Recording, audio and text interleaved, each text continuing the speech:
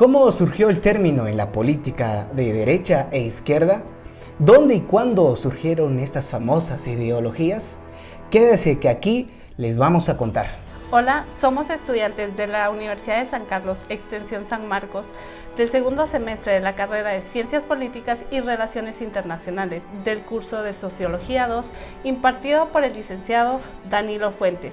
El día de hoy tenemos la oportunidad de compartir con ustedes, mi compañero Edgar López y Vanessa Gutiérrez, un tema muy interesante como lo es la Asamblea Nacional Constituyente. Así que quédense y conozcan un poco más sobre el tema. Así es, déjame comentarle algunos datos que izquierda y derecha, estas ideologías surgieron a raíz de la Revolución Francesa en 1789, o sea, hace 235 años ya.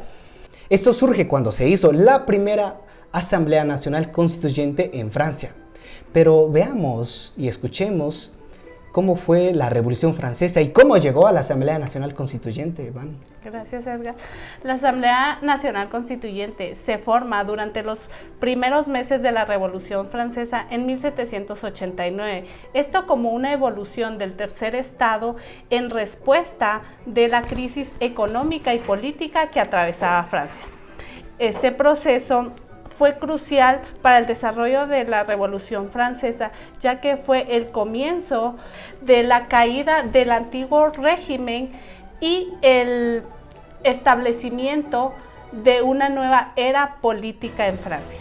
Sí, debemos de preguntar entonces, ¿qué fue la Asamblea Nacional Constituyente en Francia en 1789, a finales del siglo XVIII? Luis XVI convocó al clero, representante de la Iglesia, a la nobleza, representante de la burguesía, y representantes del pueblo que también hicieron la revolución para abordar la crisis financiera y económica que estaba afrontando ese país.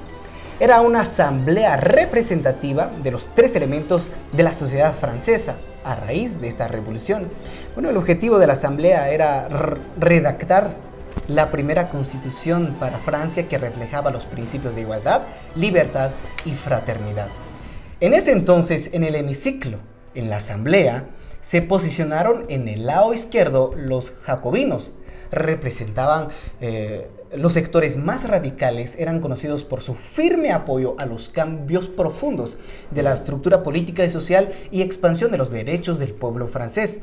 Y del otro lado, que es del lado derecho, los girondinos eran los miembros más conservadores de la asamblea y apoyaban a la monarquía constitucional y exigían menos cambios radicales en la estructura social y política.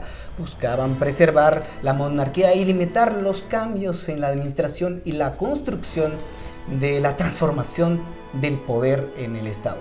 Entonces, izquierda y derecha comenzó a tener una connotación política específica al posicionarse de un lado al otro en el hemiciclo del Parlamento, que ayudó a definir estas posiciones.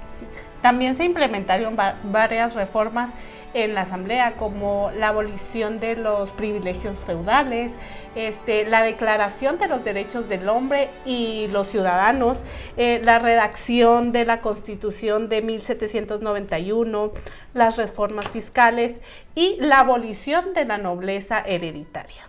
Sí, y debemos de preguntar cómo esta Revolución Francesa influye en la política actual de la revolución, que jugó un papel fundamental en la transformación política y social, y no solo de Francia, sino de todo el mundo entero. Incluso ese diseño de Estado se está implementando en varios países actualmente. Recordemos que la Revolución Francesa, la primera Asamblea Nacional Constituyente y la Constitución y la redacción de la Constitución fue a finales del siglo XVIII. Que ya al principios del siglo XIX se independizaron varios países de Latinoamérica y se acabaron varias formas de esclavitud en Europa, consecuencia e influencia de la Revolución Francesa, que llevaría a la caída del antiguo régimen y el establecimiento de una serie de gobiernos republicanos y autoritarios durante la época revolucionaria. Su trabajo sentó las bases de la moderna democracia francesa y de los derechos humanos, no solo de Francia, sino que de todo el mundo. Sí, recordemos, Edgar, que todo esto fue por el descontento del tercer estado que era formado por la burguesía, los comerciantes, los agricultores. Esto por no tener los mismos privilegios que tenía el clero y la nobleza, como el pago de los impuestos. Para terminar con este conversatorio, vamos a las conclusiones. Yo haría una pregunta a la población guatemalteca, especialmente a los actuales y futuros legisladores del Congreso. Si realmente está bien establecido la Constitución Política de la República de Guatemala, porque recordemos que casi fue una copia de los países europeos y no fue pensado en las demandas, en las necesidades de la población guatemalteca, que en su mayoría pertenece al pueblo indígena. Esperamos que este tema les abra el interés por conocer un poco más y nos vemos en una siguiente oportunidad. Saludos.